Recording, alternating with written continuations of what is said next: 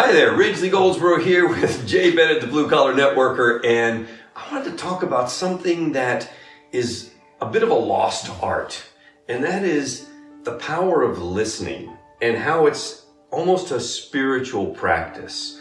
And I know you and I have had these conversations often, how we've gotten better at it because there was a time when we were not that great at that particular art.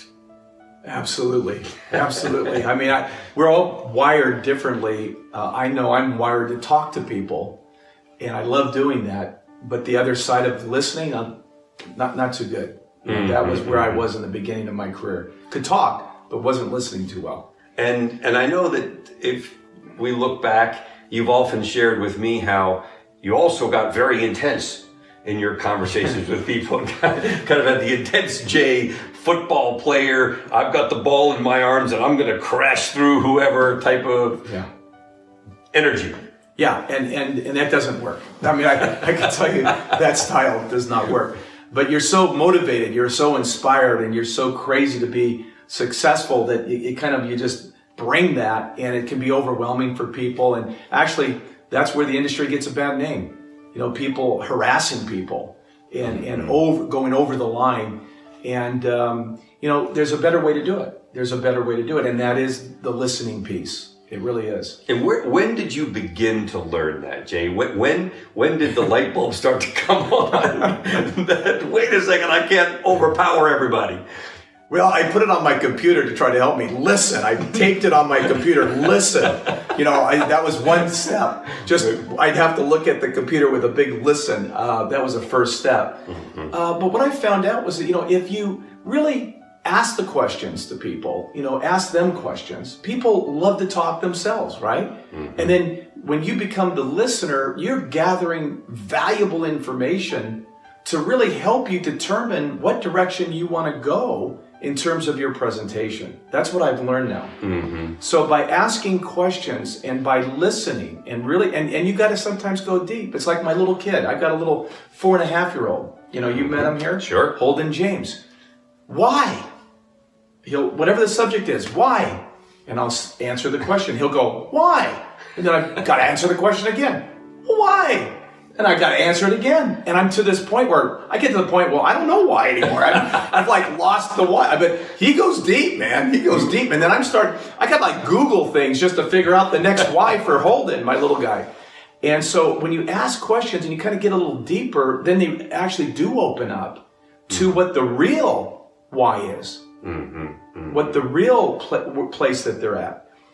And that's invaluable. Now you're dealing with real life. And you can now work with people. Well, I know we've also talked about how one of the great qualities of being in a people business is to, with our lives, not with just our head, understand that we can learn something from everybody. And that there's always a valuable exchange that goes back and forth. So why do you think it is that people shut that off? In other words, they're just waiting for the other person to stop talking so they can start again. Where's that come from? I think we all feel like we have something very important to share, and we do. We have things that are important to share, but I think the key is that if you're trying to get people's attention, if you're trying to win them over, then allow them to share first. Let them be the one. Now, you can initiate the conversation, and here's the key. A lot of times we initiate the conversation, and then we want to also share first. And what we have to have the ability to do is initiate the conversation, especially within the network marketing business model. We do initiate the conversation, but then we have to shift and start asking the questions and allow them to talk and allow them to share. We give them the opportunity to do that first. That then allows you to know the direction of where you want this to go or where this should go that's appropriate for them. Well, it also seems like it's an honoring of the other person. It's a way of holding them in high esteem, saying, you are valuable enough, to me at least, that I want to hear what you have to share. And I think everyone wants to be heard. Everyone wants to feel that when they say something, someone actually cares about what they're saying. Yeah, and 100%. But I just would say that on a business level, if you can gather information and you can gather where they're really coming from, then you can tailor make your presentation for that. And without that information, you're running blind. We're running blind. How many times did I go this direction with someone and it was completely opposite of the direction I should have gone? If I had gathered the information and know where they were coming from, I could have nailed it. But because I didn't ask the questions and I didn't listen, I went the direction that wasn't going to create the result. And that's especially true because hopefully, no matter what company you're with, and we certainly feel this way about ours, that you believe so strongly in your products and your company that you want to have the ability to influence someone to at least give them a try, at least check them out and experience the benefits for themselves. It's not manipulative. It's a matter of influence through listening. Absolutely. The more you can listen, the more successful you're going to be. And it's going to be a lot more painless. It's going to be more fun. It's going to be more enjoyable. And you're going to be handling people's needs. In other words, kind of really, sales 101, if you want to call it that, is, creating a rapport and finding out their need. What is their need? Then you have the ability to make the presentation towards their need. And that's what we've got to create, that environment. And as we move into this final third of our professional career, how do you think listening has an impact on our quality of life generally? I mean, just in terms of the day-to-day joy or lack thereof.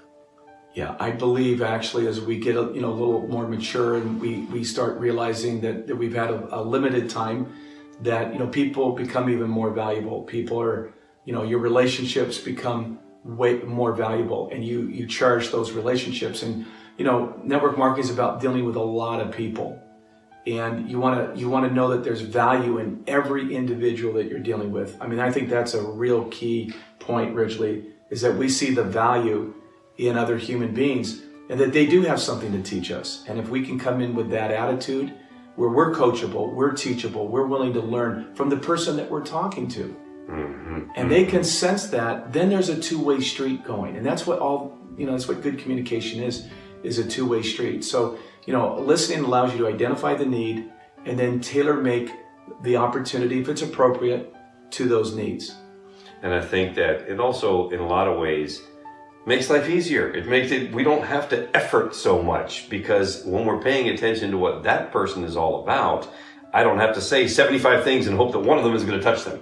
Like you said, you identify what they really need, what's going to help them, and then we focus on that.